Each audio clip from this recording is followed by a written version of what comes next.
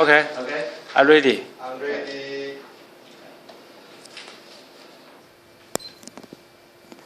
Mirror, mirror on the wall, who do I love most of all? I stand here in the middle, and I'm torn between forces of light and darkness. Symbolized by the light is Snow White, my mother, the epitome of femininity, elegance and beauty. Warm, sweet, gentle Snow White. Symbolized by the darkness, my stepmother, evil and wicked. The wicked queen who turns into the evil witch. My mother, as I remembered her when I was a teenager, soft and plump, always wearing a dress. And she loved to use fragrant perfumes. We always joked about her that she could never catch us doing anything naughty because we could smell her before we see her. So we would, flowers, Mom! And then we would run away. Over here, my stepmother. Tall and slender, modern. She smoked. She wore shorts and pants. She was a huge shock to me. The day my parents got divorced, I decided I'm going to take out my sword and fight for our family to make sure we will have a happily ever after ending.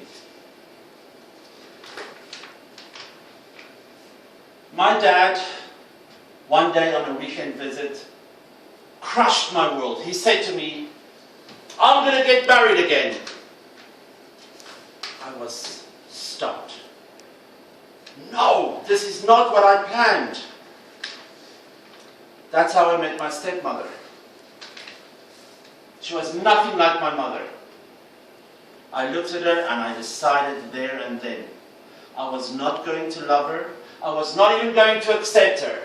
Because if I love her, it would be a betrayal of my own mother. I couldn't allow that to happen.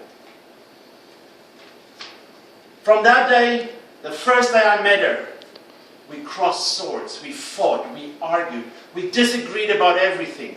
Our relationship soured, so much so that when I was 16 years old and I was working in the garden one day, I got bitten by a snake, which was a very traumatic experience for me. And I blamed her.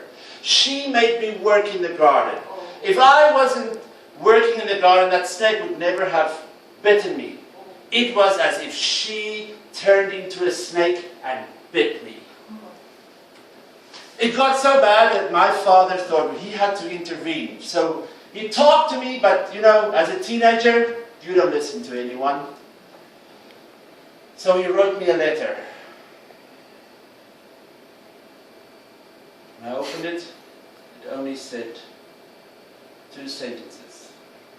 Be fair, don't compare. I didn't quite understand what he meant.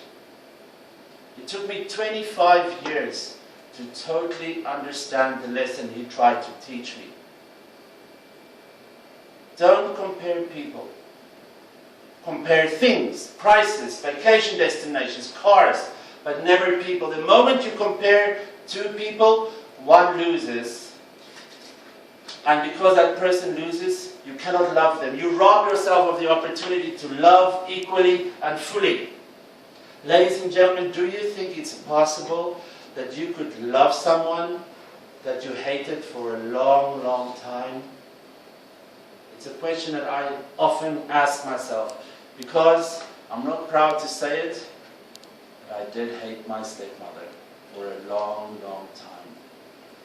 And as much as I tried to accept her, to be a good son, it was difficult. Our relationship slowly progressed and got better. And the first time we really talked to each other from one person to another with love was when I got home from the military. I was about 20 years old. I couldn't wait to leave the house.